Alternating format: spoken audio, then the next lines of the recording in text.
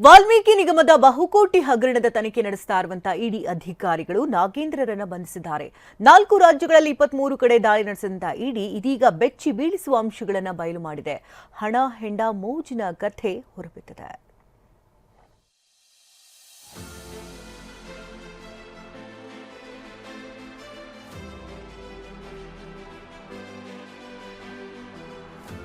ವಾಲ್ಮೀಕಿ ನಿಗಮದಲ್ಲಿ ನಡೆದ ಕೋಟ್ಯಾಂತರ ರೂಪಾಯಿ ಅವ್ಯವಹಾರ ಹಗರಣ ಬಗೆದಷ್ಟು ಆಳಕ್ಕೆ ಇಳಿಯುತ್ತಿದೆ.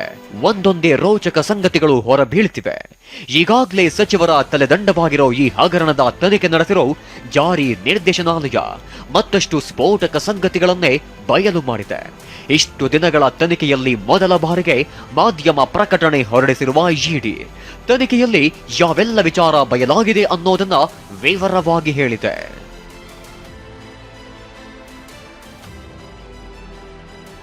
ವಾಲ್ಮೀಕಿ ನಿಗಮ ಹಣದಲ್ಲಿ ಎಲೆಕ್ಷನ್ಗೆ ಹೆಂಡ ಖರೀದಿ, ಲ್ಯಾಂಬೋರ್ಗಿನಿ ಸೇರಿದಂತೆ ಐಷಾರಾಮಿ ಕಾರು ಖರೀದಿ, ಯಾರದ್ದೋ ದುಡ್ಡು ಇನ್ಯಾರದ್ದೋ ಜಾತ್ರೆ ಅನ್ನೋ ಗಾದೆ ಮಾತಿದ್ಯಲ್ಲ. ವಾಲ್ಮೀಕಿ ನಿಗಮದ ಹಗರಣದಲ್ಲಿ ಆಗಿರೋದು ಅದೇ. ಜನರ ದುಡ್ಡನ್ನ ಹೇಗೆಲ್ಲ ತಿಂದು ತೇಗಿದ್ದಾರೆ ಅನ್ನೋದಕ್ಕೆ ಇಡಿ ಹೊರಹಾಕಿರೋ ಈ ಸ್ಫೋಟಕ ವಿಷಯವೇ ಸಾಕ್ಷಿ.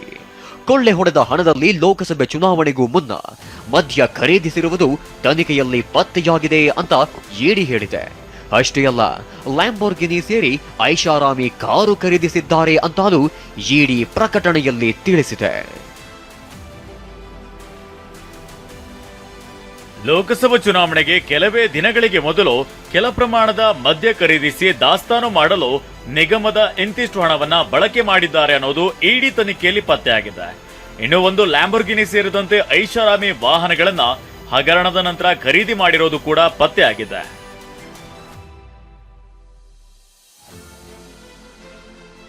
ಕೇಳಿದ್ರ, ಕಳೆದ ಕೆಲವು ದಿನಗಳಿಂದ ರೇಡ್ ಮಾಡಿ ಮಾಜಿ ಸಚಿವರನ್ನ ವಿಚಾರಣೆ ಕೂಡ ನಡೆಸಿರುವ ಇಡಿ ಈ ಆಘಾತಕಾರಿ ಸಂಗತಿಗಳನ್ನ ಬಯಲು ಮಾಡಿದೆ. ಇನ್ನು ಈ ತನಿಖೆಯಲ್ಲಿ ಹಲವು ಅಂಶಗಳು ಪತ್ತೆಯಾಗಿರುವುದನ್ನ ಇಡಿ ಅಧಿಕಾರಿಗಳು ಉಲ್ಲೇಖಿಸಿದ್ದಾರೆ. ವಾಲ್ಮೀಕಿ ನಿಗಮದ 90 ಕೋಟಿ ರೂಪಾಯಿ ಹಣ ದುರ್ಬಳಕೆ ಮಾಡಿರುವುದು ತನಿಖೆಯಲ್ಲಿ ಪತ್ತೆಯಾಗಿದೆ ಅಂತ ಇಡಿ ಮಾಧ್ಯಮ ಪ್ರಕಟಣೆ ಹೊರಡಿಸಿದೆ. ಆಂಧ್ರಪ್ರದೇಶ ಮತ್ತು ತೆಲಂಗಾಣದ 18 ನಕಲಿ ಖಾತೆಗಳಿಗೆ ಈ ಹಣ ವರ್ಗಾವಣೆಯಾಗಿದೆ. ನಕಲಿ ಶೆಲ್ ಕಂಪನಿ ಮತ್ತು ಅಕೌಂಟ್ಗಳಿಗೆ ಹಣ ವರ್ಗಾವಣೆ ಆಗಿದೆ ಅಂತ ಇಡಿ ಹೇಳಿದೆ. ಇನ್ನು ವರ್ಗಾವಣೆಯಾದ ಹಣವನ್ನ ನಗದು ಮತ್ತು ಚಿನ್ನ, ಬೆಳ್ಳಿಗಟ್ಟಿಗಳಾಗಿ ಪರಿವರ್ತನೆ ಮಾಡಿದ್ದಾರಂತೆ. ನಗದು ಮತ್ತು ಚಿನ್ನ ಅಥವಾ ಬೆಳ್ಳಿಗಟ್ಟಿಗಳ ಮೂಲಕ ಹಣ ಹಂಚಿಕೆ ಆಗಿದೆ ಅನ್ನೋ ಸಂಗತಿಯನ್ನ ಇಡಿ ಬೆಳಕಿಗೆ ತಂದಿದೆ.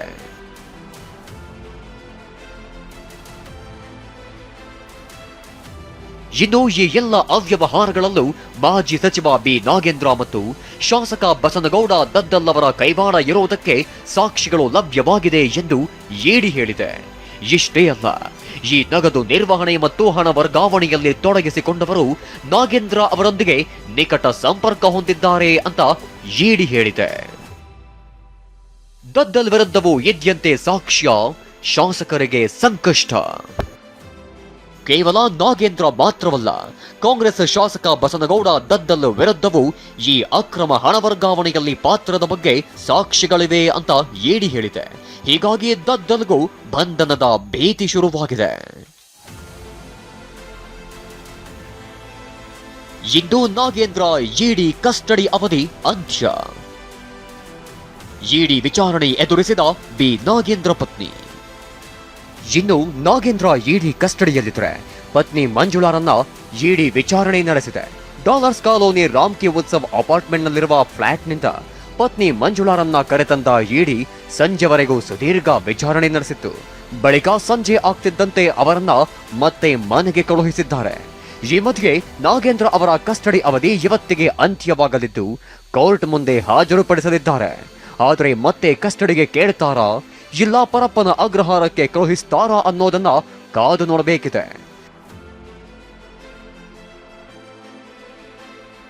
ರಾಜಪ್ಪಾಜಿ, ಟಿವಿ 9 ಬೆಂಗಳೂರು.